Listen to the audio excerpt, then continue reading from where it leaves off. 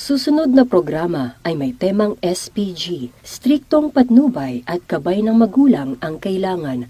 People. Mama, gano'n lang pa ako tatanong. Naghahanap po kasi ako ng single or single mom.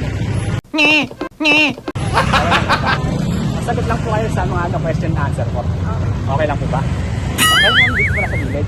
Medyo maingay po kasi Unang tanong ko po sa inyo, ma'am, kayo po ba ay single or single mom? May asawa na po. What? May asawa na po. Okay. So, ano po pangalan niyo, ma'am? Carla Jane po. Carla Jane. Okay, ma'am. Unang tanong ko po sa inyo. Ayon po sa survey, 70% daw po ng mga mag-asawa ay hindi raw po masaya. What? 30% daw po yung masaya. Alin po kayo doon, ma'am? Parang din na 100%. Depende naman po siguro sa pag-asawa po. Okay. So, pangalawang tanong ko, ma'am, ano pong masasabi nyo doon sa mga gustong maging single or single mom na lang? Maging masaya na lang kayo. Kung may anak man kayo, tutukan nyo na lang yung anak nyo. Kasi mahirap yung papabayaan nyo yung anak nyo. Tapos doon po kayo sa, halimbawa, may bago kayong boyfriend or kinakasama. Tapos yung anak nyo napabayaan nyo. So, doon na lang kayo sa anak nyo. Remember that. Put it in your mind. Kasi meron na kilala kung minsan nakakalimutan yung anak nyo. Okay. Puro enjoy lang. So, wala po ba kayo masadadjust sa kanila? Okay na po yung opinion nyo na yun? Para sa ako kasi may asawa, sila single ma'am. Okay. Okay. Depende naman kayo. Okay po. Eto, ma'am, kayo po ba ay niloko na o kayo po ay nanloko na? Ano pong masasabi nyo ron? Wala. Wala. So, okay po yung relationship nyo? Okay po. Sa 13 years.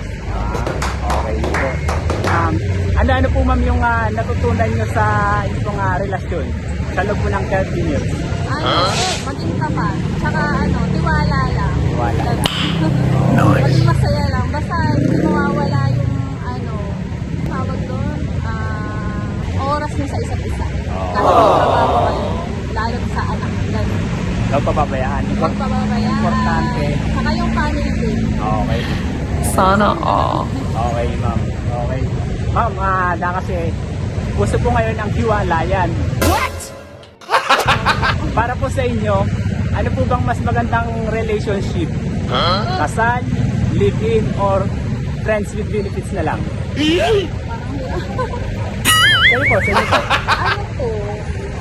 Kami po kasi hindi po kami kasal, so okay naman po yung pagkasama namin. Pero mas maganda po yung kasal, lalo't pag may anak.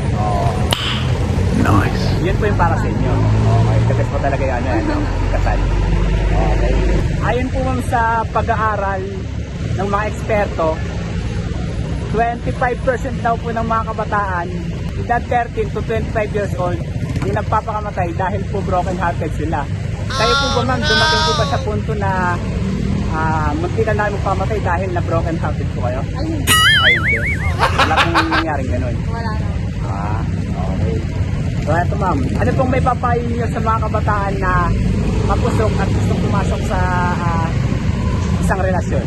Mag-isipan nyo muna. Kung nag-aaral kayo, mag-aaral lang muna kayo. Kasi mahirap pumasok sa isang relasyon. Excellent. Okay, ma'am, huling tanong ko na lang po, ma'am, ano po bang dapat na mauna? Career or love life? Career. Bakit niyo po nasabing career? Mahirap pa ngayon, lalo sa panahon.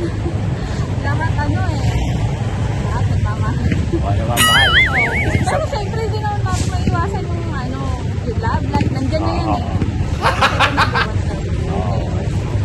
Career, love life. Okay, ma'am, yun na lang po. Maraming salamat po.